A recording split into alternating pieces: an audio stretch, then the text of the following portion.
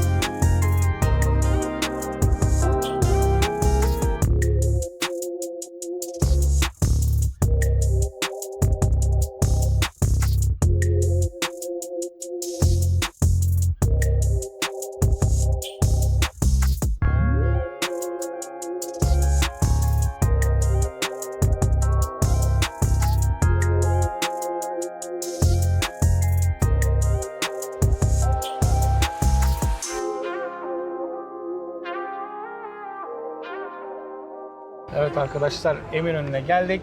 Şimdi burada meşhur Yeni Cami'nin önündeyiz. İlk öncelikle buradan başlayalım istedik. Burası çok büyük bir cami. Heybetli bir cami. Aynı zamanda bize bir kısa tarihinde Semih anlatsın. Anlatayım. Biz de o sırada size etrafı gösterelim. Evet.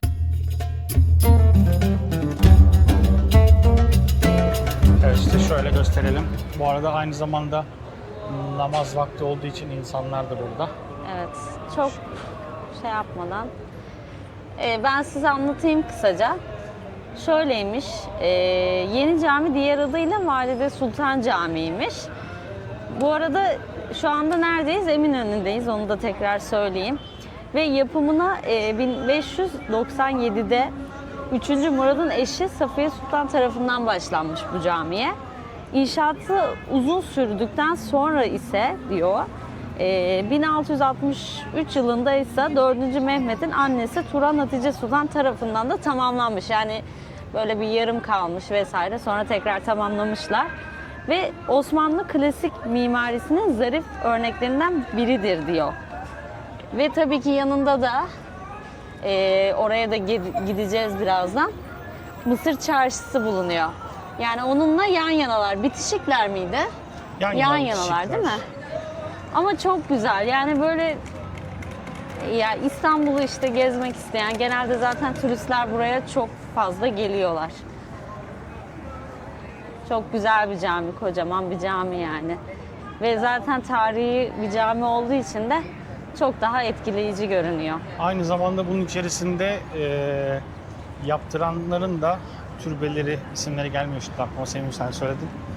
Yaptıranların da türbeleri bulunuyormuş. Onların da içine girebiliriz belki ama şu anda namaz saati olduğu için bilmiyorum içeri bizi bu şekilde alırlar mı? İnsanlar giriyorlar ama bir deneyelim biz de şansımız. Bu arada aşırı kalabalık burası. Bir de aşırı kuş var burada. Ya kuşları çeksene bak. Nasıl duruyorlar orada öyle? Gerçekten çok acayip değil mi? Bunlar yamuk duran kuşu diyor Çok onlara. tuhaf. Aa, tamam böyle giriliyormuş. Girelim o zaman.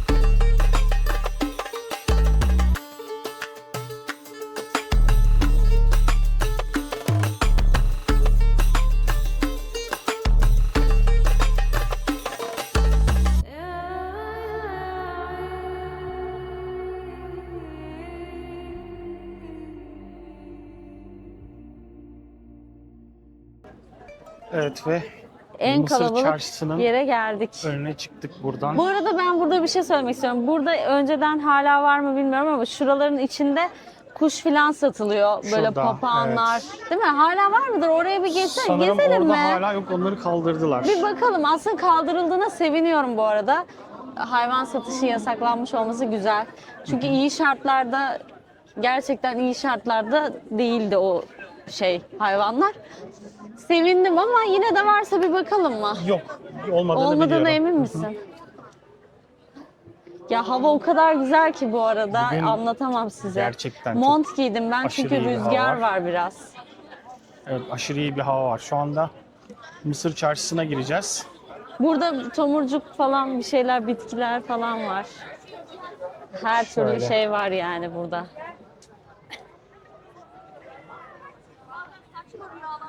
Ya buralar hep tarihi yerler tabii. Hangi sokağa girersen gir bir şekilde tarihi herhangi bir şeyle karşılaşıyorsun. Evet. Şimdi Mısır Çarşısı'na da Bu gireceğiz. arada O da aynı şurası mıydı? şekilde. Patlayan bir yer vardı ya. Evet, Burası eskiden mıydı? burasıydı, evet, doğru. Şurası evet bir Burada saldırıda bir patlama terör oldu. Çok riskli ama saldırısında. evet, oldu öyle bir şey. Evet. Allah korusun bir daha tabii ki. Şöyle şimdi size tekrardan çarşının içini gösterelim.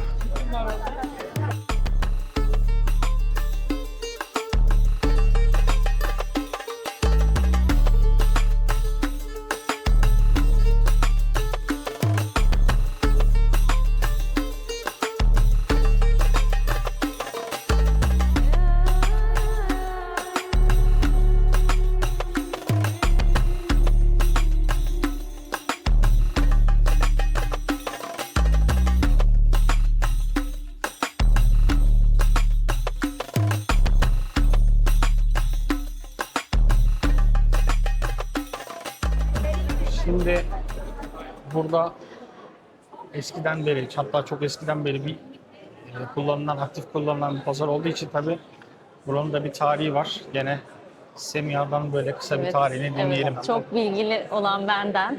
Evet. Hayır arkadaşlar ben de araştırıyorum Tamam, yani yalan şöyle. söylemeyeyim. ChatGPT'den bakıp Evet. bakıp.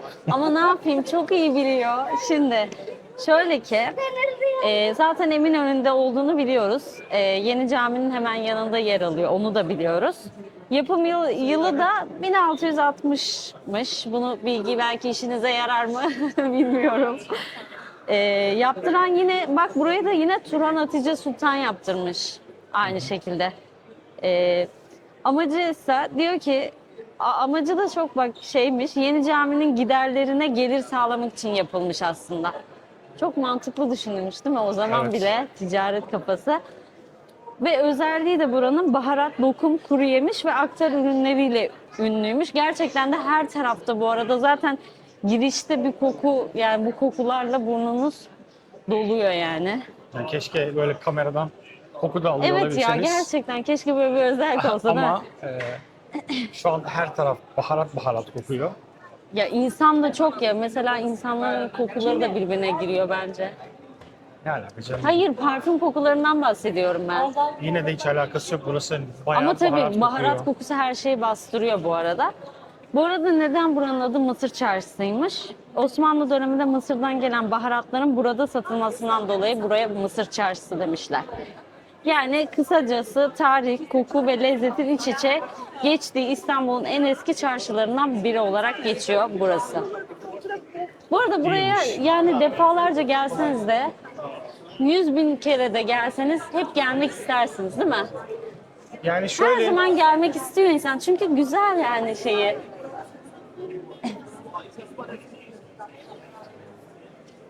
birazcık şöyle bizi de kendimizi alalım. çeksin. Bizi de gör. Şu öteki tarafıma gelsene. Şöyle bir bakkala, markete nasıl gidiyorsanız bir ihtiyaçsa sanki insan için burası bir ihtiyaçmış gibi. Hani geldiğin zaman ne alıyorsun diyor. Sonra belki bir iki tane bitki çayı alıyorsun. Bazen. Yani bazen belki lokum falan alıyorsun ama ben doğma büyüme İstanbulluyum ve sürekli buralara gelip gidiyorum. Ama yine de buraya geldiğim zaman öyle bir mutlu oluyorum. İnsan bir mutlu oluyor bir şekilde buraya gelince. Bir de şöyle mesela dışarısı soğukken burası sıcak oluyor. Burada klima falan mı var? Bilmiyorum yani doğal yapısından mı veya ne bileyim etraftaki dükkanlar şey mi yakıyorlar? Bu arada Sevilen de. tezgahlar o kadar rengarenk ki. Yani her şeyden böyle denemek istiyor insan aslında. Onu da biraz sonra size göstereceğim böyle tezgahları yakından. Tabii insanlar şey olmasın diye, rahatsız olmasın diye çok fazla Ne oldu? kamera 5 dakikada bir şey moduna giriyor. Neden? Kapalı moda giriyor. Çekiyor musun, çekmiyor musun emin olamıyor. Ama öyle bir şey ayarla onu. Onu Yok mu? ayarlamamız lazım. Bakarız. Evet.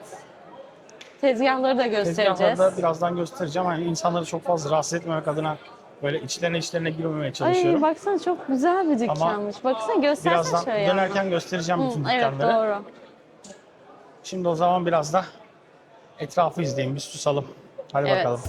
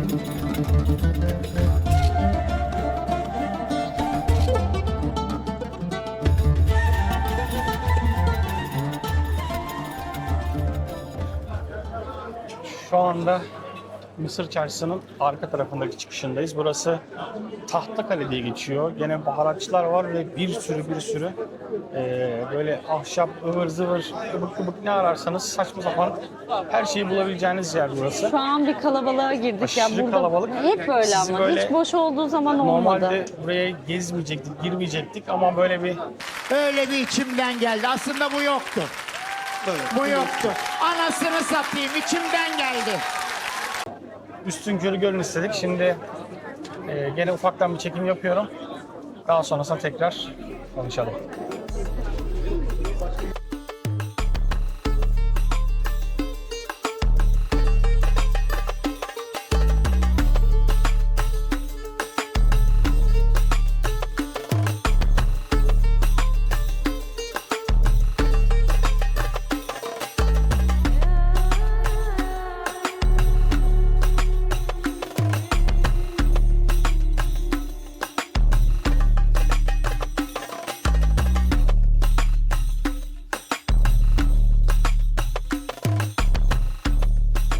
Arkadaşlar o kalabalığa daha fazla dayanamadık ve Evet. çıktık oradan.